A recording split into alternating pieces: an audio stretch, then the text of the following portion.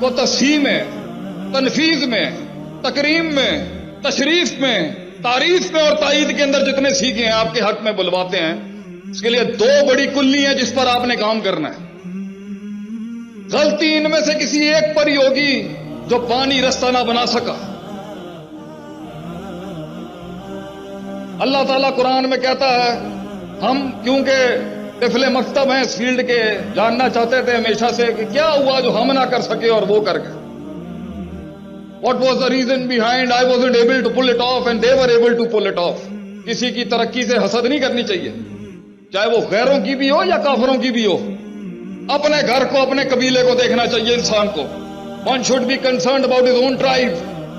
تو I was always concerned، میرا گھر کیسے، میں اپنے گھر کے لیے کیا کر سکتا ہوں اپنی قوم کے؟ کہاں مار کھا گئے ہم،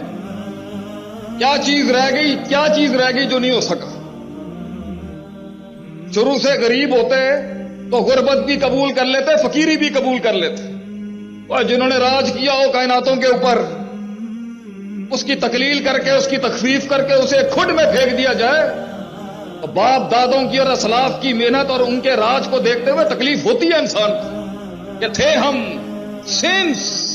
وہ برانڈ کے ساتھ جو لگایا جاتا ہے نا، sense 1857، sense 1632۔ So since the time of Adam and having such a long legacy of performances and productivity، معیار، شمار، وقار اور اس حسن کی اس تاریخ کو سامنے رکھتے ہوئے میں جاننا چاہتا تھا کیا مسئلہ ہو گیا۔ دو لوگ نہیں سنبھالے جاتے ہم سے، گھر والوں کو نہیں سنبھالے جاتے ہم سے، صوبہ اور ملک چلانا تو بڑی مسائل ہیں اس ٹائم۔ کیسے ایک انسان، خلق الانسان ضعیفا، اللہ کہتا ہے قرآن میں، کمزور ہے، کیسے چڑھ گیا آبادی اتنی، کیسے اتنے بڑے بڑے مونیومنٹس کھڑے کر گیا دنیا میں انسان جو خود کو نہ کھڑا کر سکا۔ تو ایک آیت ملی قرآن میں ہمیں جس نے ہمیں بہت جنگیں جتائیں، ایسی جنگیں جتائیں کہ آپ سوچ نہیں سکتے کہ ایک وقت تھا کہ شیخ عاطف کراچی سے اسلام آباد کہیں لیکچر دینے آتا تھا تو کوئی منہ ہی نہیں لگاتا تھا ہمیں، اور آج میں ایک شہر سے کسی دوسرے شہر میں اگر اپڈیٹ ہو کے نکل رہا ہوں تو شاید 10 جگہوں کے اوپر منہ دینا پڑتا ہے۔ کیسے؟ شہرت کا بھوکا تو کل بھی نہیں تھا، آج بھی نہیں ہوں۔ I was always the servant of my nation، my country، my people۔ ہمیشہ سے ہی نوکر خادم تھے اپنے لوگوں کے، لیکن تلاش ہمیشہ سے تھی کہ اگر میں دیکھنا چاہوں کہ معاملہ بن کیوں نہیں رہا، چیزیں صحیح کیوں نہیں ہو رہی، 600 پر والا آسمان سے میرے حق میں کیوں نہیں اتر رہا، چینج کیوں نہیں آ رہا، میری میں پازیٹو کھڑا ہوں کیوں نہیں صحیح ہو رہا، میں کسی کا برا نہیں چاہ رہا کیوں نہیں صحیح ہو رہے معاملے، دعائیں بھی مانگ رہا ہوں کیوں نہیں ٹھیک ہو رہا مسئلہ، کیوں نہیں یہ بندے ٹھیک ہوتے، کیوں نہیں بات سمجھ میں آتی۔ پوری قوم کی بیٹیاں ہمیں میسیجز کرتی ہیں گھروں کے حالات کے حوالے سے، کیوں نہیں گھر ٹھیک ہوتے، کیوں نہیں فیملیز ٹھیک ہو رہی، کیوں نہیں وہ وفا پیدا ہو رہی میاں بیوی میں، ہو رہا ہے تو وہ ادب کہاں چلا گیا، ادب ہے